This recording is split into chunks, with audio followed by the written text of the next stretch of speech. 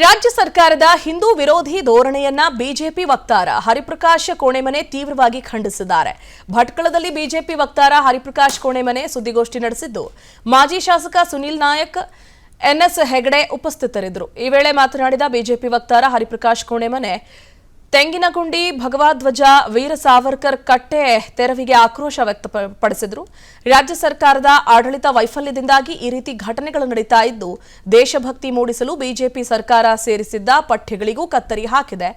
ಒಂದು ಸಮುದಾಯದ ತುಷ್ಟೀಕರಣಕ್ಕಾಗಿ ಸರ್ಕಾರ ಈ ಕೃತ್ಯ ಮಾಡ್ತಾ ಇದ್ದು, ಸಮಾಜದಲ್ಲಿ ದ್ವೇಷ ಬಿತ್ತುವ ಕೆಲಸ ಮಾಡ್ತಿದೆ ಅಂತ ಆರೋಪಿಸಿದ್ರು. ಅಲ್ಲದೆ ಸರ್ಕಾರದ ಹಿಂದೂ ವಿರೋಧಿ ಧೋರಣೆಗೆ ಜನರೇ ಉತ್ತರ ನೀಡ್ತಾರೆ. ನಮ್ಮ ಜನ ಯಾವುದೇ ರೀತಿಯಲ್ಲೂ ಕೂಡ ಈ ರೀತಿ ಅಪಮಾನ ಸಹಿಸಲ್ಲ. ಮುಸ್ಲಿಂ ತುಷ್ಟೀಕರಣ ಖಂಡಿಸಿದ್ದ ಸಾವರ್ಕರ್ ಬಗ್ಗೆ ಕಾಂಗ್ರೆಸ್ಗೆ ದ್ವೇಷ.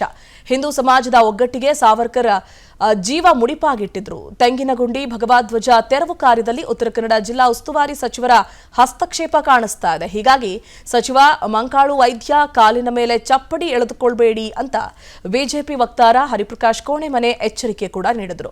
ಜೊತೆಗೆ ಹಿಂದೂ ವಿರೋಧಿ ಕೃತ್ಯಗಳು ಉತ್ತರ ಕನ್ನಡದಲ್ಲಿ ನಡೆಯಬಾರದು ಅಂತ ಹೇಳಿದ್ದಾರೆ.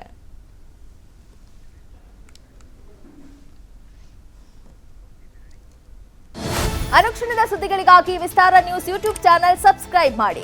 ಹೊಸ ಸುದ್ದಿಗಳ ನೋಟಿಫಿಕೇಶನ್ಗಾಗಿ ಬೆಲ್ ಐಕಾನ್ ಕ್ಲಿಕ್ ಮಾಡಿ. ಲೇಟೆಸ್ಟ್ ಅಪ್ಡೇಟ್ಸ್ಗಾಗಿ www.vistaranews.com ವೆಬ್ಸೈಟ್ಗೆ ವಿಸಿಟ್ ಮಾಡಿ. ಅಂಗೈಯಲ್ಲೇ ಜಗತ್ತಿನ ಸುದ್ದಿ ತಿಳಿಯಲು ವಿಸ್ತಾರ ನ್ಯೂಸ್ ಕನ್ನಡ ಆಪ್ ಡೌನ್ಲೋಡ್ ಮಾಡಿ.